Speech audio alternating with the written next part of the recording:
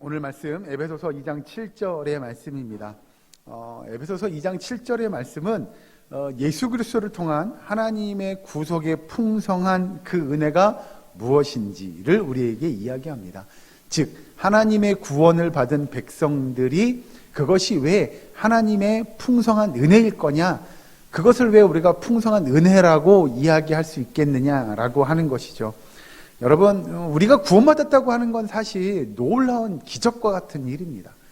그 구원받았다고 하는 백성들이 그 기적을 체험한 일이 하나님의 풍성한 은혜에 따른 일이라고 하는 걸 사실 부정하는 일은 없을 겁니다.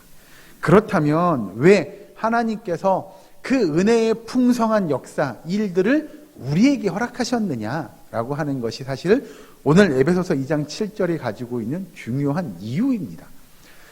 여러분, 우리가 하나님의 은혜를 경험한다라고 이야기하는 것, 그건 우리가 구원받은 것보다 더 큰 은혜는 없을 거라는 생각이 듭니다. 예를 들면 우리가 은혜 맞아요, 말씀을 듣고 한 주간 믿음의 삶을 사는 것 은혜입니다. 그런데 그것이 과연 우리가 구원받았다고 하는 그 은혜와 비교해서 견주어 보면 일주일 동안 살아가는 그 은혜는 사실 그 큰 은혜와 비교하면 아무것도 아닙니다. 왜냐하면 우리가 일주일을 말씀 붙잡고 또는 하나님의 은혜 가운데 살아간다고 할 때도 그것도 우리가 구원받은 백성이기에 가능한 하나님의 은혜일 것이기 때문에 그렇죠. 자, 성경에서 이야기하는 대로 오늘 에베소서 2장 7절 말씀대로 보면 그 밑에 이렇게 이야기합니다. 하반절에 오는 여러 세대에 나타내려 하십니다. 그러면 왜 그 구속의 은혜를 나타내려 한다고 했을까요? 나타낸다라는 뜻을 그냥 표면적으로 이해하면 보여준다? 그런 정도? 알게 한다? 이런 정도의 의미라고 생각되어지기 쉬우나 이 원어를 우리가 따라가 보면 그 정도가 아니라 일종의 법률 용어입니다. 이거 뭐냐면 공포한다라고 하는 것이죠. 그냥 보여줄게가 아니고 이걸 공포한다라는 의미. 좀 더 중요하고 좀 더 강한 의미를 담고 있다는 것이죠.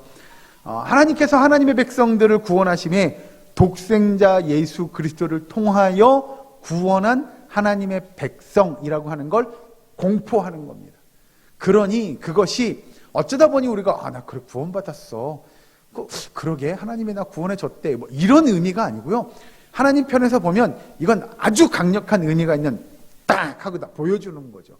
그런 의미를 가지고 있는 굉장히 중요한 것이라는 것이 성경에서 이야기하고 있는 내용이라는 겁니다. 하나님은 우리가 하나님의 구원받은 백성임을 아주 분명하게 증거하기 위하여 하나님의 은혜가 풍성한 사건이다라는 걸 이렇게 빡 공포하고 나타내 보여주는 거죠. 그러면 여러분, 우리가 하나님의 구원받았다고 하는 건 분명 은혜일 거고, 그 구원받았다고 하는 것이 하나님이 공포하실 정도로 굉장히 의미 있는 일이라고 한다면 오늘 본문에서 이야기하는, 그러면 왜 하나님께서 우리의 구원이 그렇게 중요한 것이라고 이야기하겠느냐라고 하는 겁니다. 여러분, 그것들을 좀 살펴보기에 앞서서 7절 그 바로 앞에 우리가 방금 읽은 거꾸로 보시면 여러 세대에 나타내려 하는 게 공포하려 한다는 거라고 한다면, 그러면 그 앞에 이야기하는 대로 오는 여러 세대에 라고 이야기하는 걸 우리가 좀 눈여겨봐야 할 것 같습니다. 성경에서 이야기하는 오는 여러 세대라고 이야기한다면 사실 이 에베소서에 기록하고 있는 오는 여러 세대는 예수님이 오시고 난 이후에 얼마 되지 않아서입니다. 말 그대로 초대교회의 모습이죠. 그럼 이 초대교회 때 예수님의 초림 이후에 초대교회를 살아가는 그 성도들에게 있어서 정말 오는 여러 세대들의 그 예수 그리스도를 통한 구원의 은혜가 얼마나 풍성한지를 나타내려 하고 알게 하고 깨닫게 하려 한다라고 하나님께서 이야기하고 있는 겁니다. 이건 단지 뭐에 관한 이야기하면 여러분의 이해를 돕기 위해 설명을 드리면, 이건 단지 특정한 날, 특정한 시, 특정한 때에 특정한 사람들에게만 해당되는 내용이 아니라 여러 세대, 아주 분명히 이야기하면 이 아담이 범죄하고 난 이후에 창조 이후에 모든 세대를 가리킬 것이고요. 그리고 여기서 지금 에베소서를 읽고 있는 이 독자들, 초대교회의 성도들에 해당하는 그 세대이기도 할 것이고요. 그리고 오늘 이 성경을 함께 읽고 있는 저와 여러분이 살아가는 이 세대에도 포함이 될 겁니다. 그러면 하나님의 그 구속의 은혜가, 예수님을 통한 구속의 은혜가 그렇게 여러 세대에 풍성하다고 하면, 그 풍성함의 은혜를 나타내려고 하는 것이 하나님이 우리를 구원하신 그 목적 가운데 하나다라고 하는 거죠. 그래서 7절 앞부분에 보시면 이렇게 얘기합니다. 이는 그리스도 예수 안에서 우리에게 자비하심으로써 그 은혜의 지극히 풍성함을 이라고 이야기하는 거죠. 그 은혜의 풍성함을 여러 세대에 걸쳐서 나타내기 위하여 내가 너희를 예수를 이 땅에 보내서 죽게 만들므로 구속의 은혜를 나타낸 이유다, 목적이다라고 하는 것이죠. 자, 여러분에게 간단하게 질문 하나 하고 넘어가죠. 여러분이 살아가는 우리의 삶은 그런 하나님의 풍성한 은혜를 경험하고 체험하는 삶이 맞습니까? 예. 우리의 삶은 그런 삶이 되어야 될 줄로 믿습니다. 그래서 여러분, 우리의 삶은 우리가 예수님으로 인하여 구원받았다고 하는 그 풍성한 은혜가 매일매일의 삶 속에서 넘쳐나야 합니다. 그 은혜가 어떤지를 체험하고 경험하고 느끼며 살아가는 삶이 되어야 합니다. 우리는 세상의 어떤 것보다도 내가 그 구원받았다고 하는 그 은혜 하나만 가지고 다 하나님 너무 감사해요를 고백하고 살아갈 수 있는 저와 여러분임을 고백할 수 있기를 주의 이름으로 축원합니다. 예, 그렇다고 한다면 성경에서 이야기하는, 이제 잘 보시면 7절 중반에 이렇게 얘기합니다. 오는 여러 세대에 라고 이야기합니다. 왜 지금 이 에베소 교회에 편지하면서 여러 세대를 이야기하고 있겠느냐라고 하는 거죠. 왜 하나님께서 한 세대만을 꼬집지 않고 여러 세대에 관한 이야기를 하고 있겠느냐라고 하는 겁니다. 그러면입니다. 지금 초대교회 성도들, 에베소 교회 성도들이 살아가는 그 시대, 그 세대는 어떠한 세대였겠느냐를 우리가 좀 살펴보았으면 좋겠습니다. 성경을 한 번 찾아보겠는데요. 갈라디아서 뒤로 좀 넘어가셔서요. 앞에 고린도 전후서 갈라디아서 이렇게 갑니다. 갈라디아서 1장에 있는 말씀을 봅니다. 갈라디아서 1장 4절 말씀입니다. 제가 있는 성경은 302페이지에 있습니다. 갈라디아서 1장 4절 말씀을 다 같이 함께 봉독하도록 하겠습니다.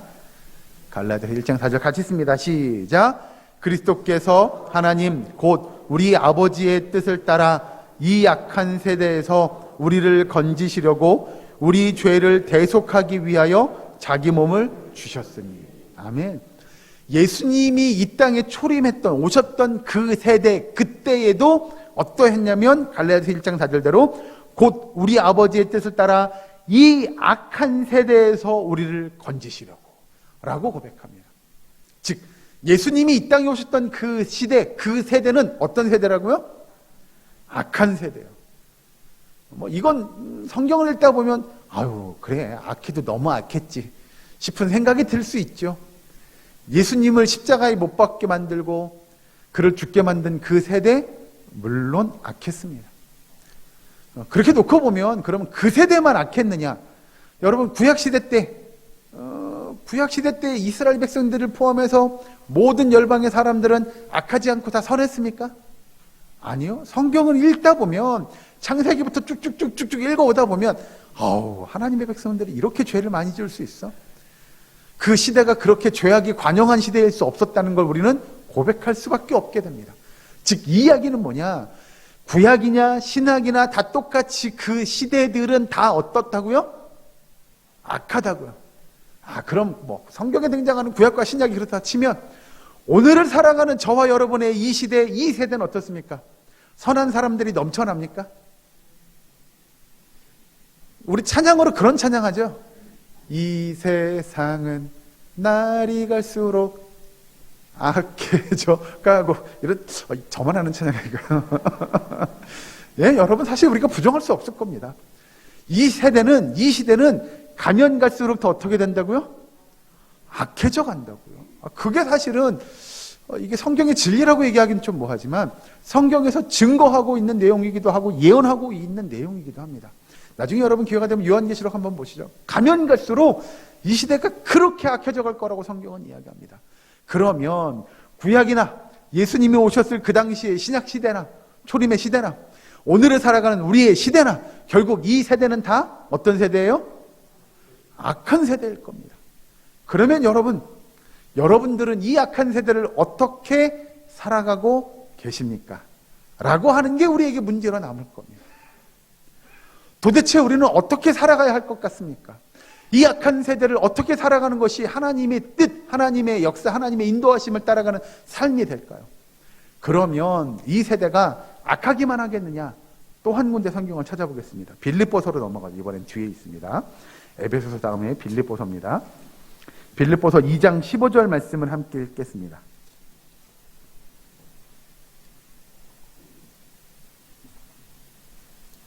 신약성경 빌립보서 2장 15절 말씀, 제가 있는 성경은 320페이지에 있습니다. 빌립보서 2장 15절 말씀을 같이 한 목소리로 봉독합니다. 시작. 이는 너희가 흠이 없고 순전하여 어그러지고 거스르는 세대 가운데서 하나님의 흠 없는 자녀로 세상에서 그들 가운데 빛들로 나타내며. 아멘. 이 빌립보서에서도 빌립보 교회 편지할 때 뭐라고 이야기하냐면, 방금 읽은 15절 중반은 이렇게 합니다. 어그러지고 거스르는 세대 가운데서라고 이야기합니다. 즉, 그 시대는, 그 세대는 악한 시대, 악한 세대였을 뿐만 아니라 어그러지고 거스르는 그런 세대였음을 성경은 우리에게 이야기합니다. 여러분, 우리가 살아가는 이 시대도 이때와 다르지 않다고 이야기한다면 이 세대도, 이 시대도 악한 세대일 뿐더러 어그러진 세대이고 거스르는 세대일 것입니다. 그러면 말씀드린 대로 우리가 이 세대 가운데 어떻게 살아가는 것이 하나님의 뜻을 이루어가는 거고 하나님의 백성, 하나님의 자녀답게 살아가는 삶일 거냐라고 한다면 이건 제가 이야기하는 것보다 성경에서 이야기하는 답을 찾으면 좋겠는데, 바로 이어서 로마서에 있는 말씀을 봅니다. 앞으로 넘어가셔서 로마서 12장 2절 말씀을 보도록 하겠습니다. 로마서 12장 2절 말씀.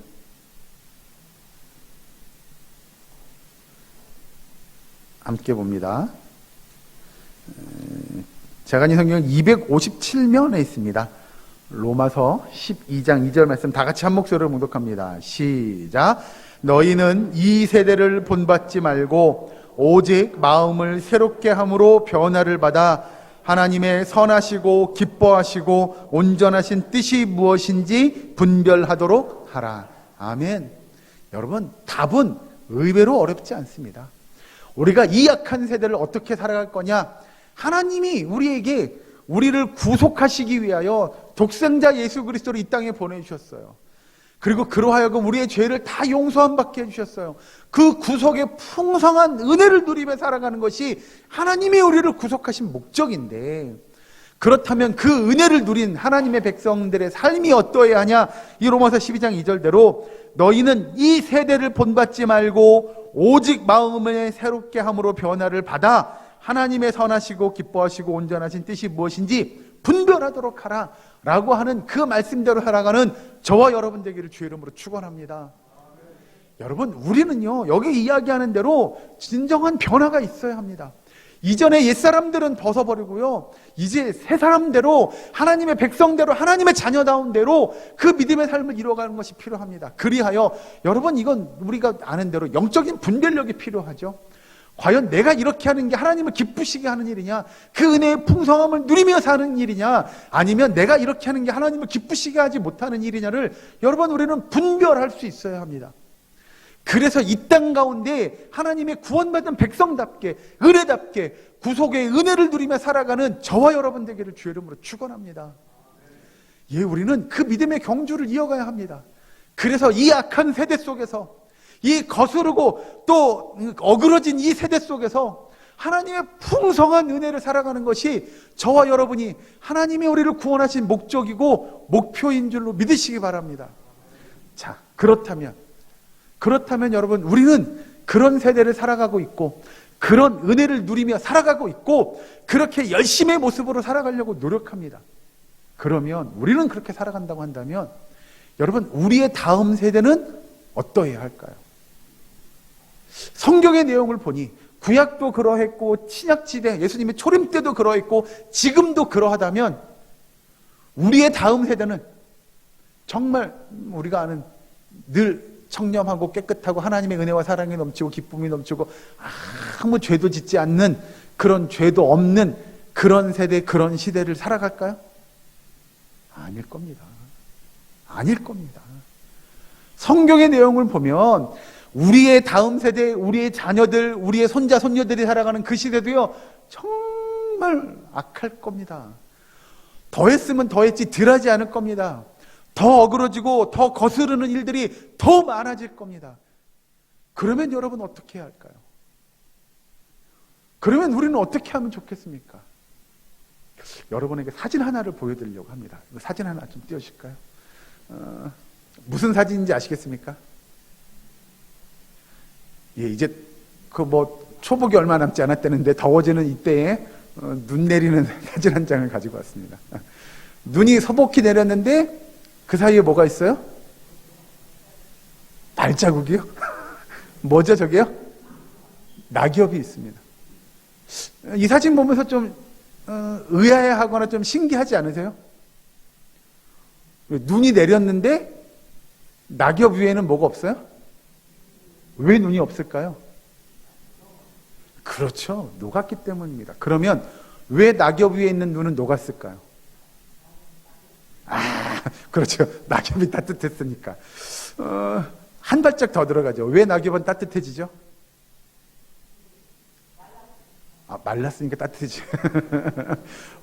말라서 그 다음이 중요해요. 마른 다음에 어떻게 되죠?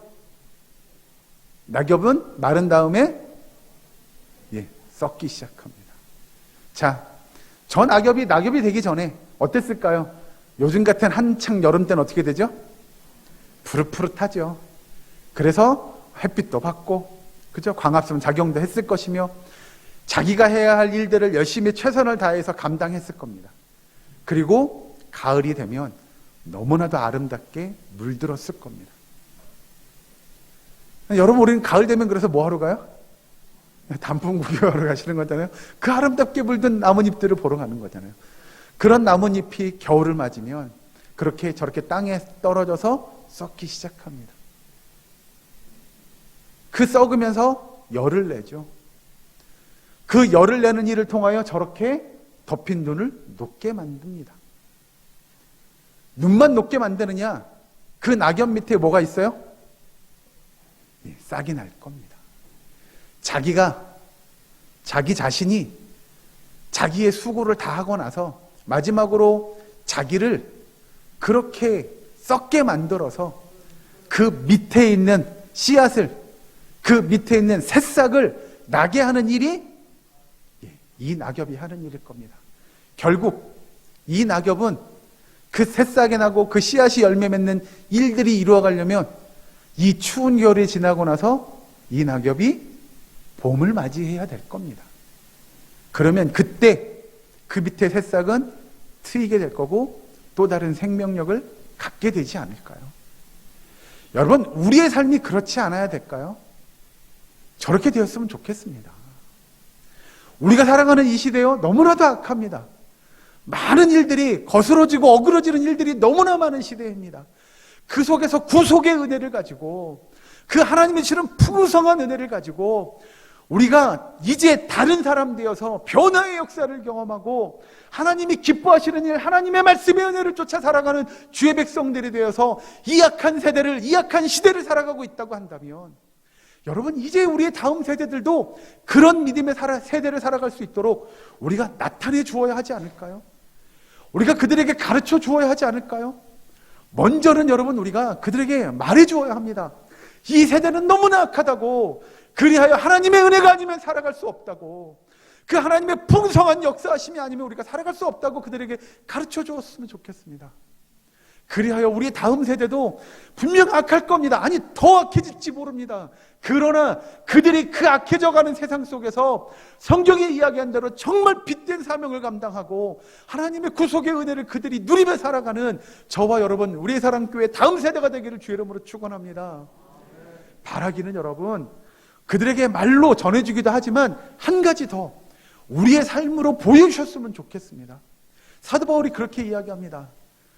나를 믿어라 라고 이야기하지 않고요, 나를 본받아라 이렇게 가르칩니다. 자신의 삶을 보여주며 많은 이들에게, 그래요, 저처럼 살아요, 제가 살았던 삶처럼 여러분들이 사시면 돼요 라고 이야기하는 그 이야기가 저와 여러분의 이야기가 되길 주의 이름으로 축원합니다. 그래서 여러분, 우리 다음 세대에게 우리가 이렇게 고백했으면 좋겠어요. 우리 어른들이 이렇게 살아왔던 것처럼, 우리 세대가 이렇게 믿음의 모습을 지켰던 것처럼 여러분들도 이런 삶을 살았으면 좋겠어요. 이런 은혜를 누렸으면 좋겠어요. 이렇게 변화됐으면 좋겠고요. 이렇게 하나님의 뜻을 따라 살아가는 여러분 되었으면 좋겠다고 여러분의 삶의 모습으로 나타내 주셨으면 좋겠습니다. 여러분, 바라기는 아까 말씀드린 대로, 광고 시간에 말씀드린 대로 오는 토요일부터 우리 유초등부 학생, 유치부 학생들부터 여름 성경학교를 시작합니다. 그들에게 우리의 삶의 모습을 좀 보여주는 시간 되었으면 좋겠습니다. 사실은 1년 365일 다 보여줬으면 좋겠으나 그게 안 되면 이 기간만이라도 우리 아이들이 진짜 영적으로 훈련받고 변화되기를 바라는 그 이 기간만이라도 여러분들이, 어른들이 어떤 모습으로 살고 어떻게 그들을 대하고 어떻게 그들에게 모습을, 우리의 삶을 보여줄 수 있을지를 좀 나타내는 시간, 그런 기회 되었으면 좋겠습니다. 우리 학생들에게 관심을 갖고요, 그들을 위해 기도하고요, 그들과 함께하고 헌신하고 봉사할 수 있는 저와 여러분 되기를 주의 이름으로 축원합니다. 여러분, 그래서 우리가 누렸던 이 은혜의 풍성함을 우리 예사랑교회 다음 세대도 누리고 그들이 또 그 다음 세대에게 전달하고 증거할 수 있기를 주의 이름으로 축원합니다. 예, 여러분, 이 자리에 모여있는 우리 예사랑교회 모든 성도님들이 정말 하나님의 말씀대로, 하나님의 은혜대로 헌신하며 하나님의 역사를 이루어가고 그 믿음의 삶을 증거함으로 나타낼 수 있기를, 그리하여 정말 풍성한 은혜를 우리 세대뿐만 아니라 오는 여러 세대에 나타낼 수 있는, 증거할 수 있는 저와 여러분 되시기를, 우리 예사랑교회의 모든 권속 되시기를 주의 이름을 간절히 축원합니다. 기도하겠습니다. 사랑과 은혜 하나님 감사합니다. 아버지, 우리의 삶을 축복하여 주시옵소서.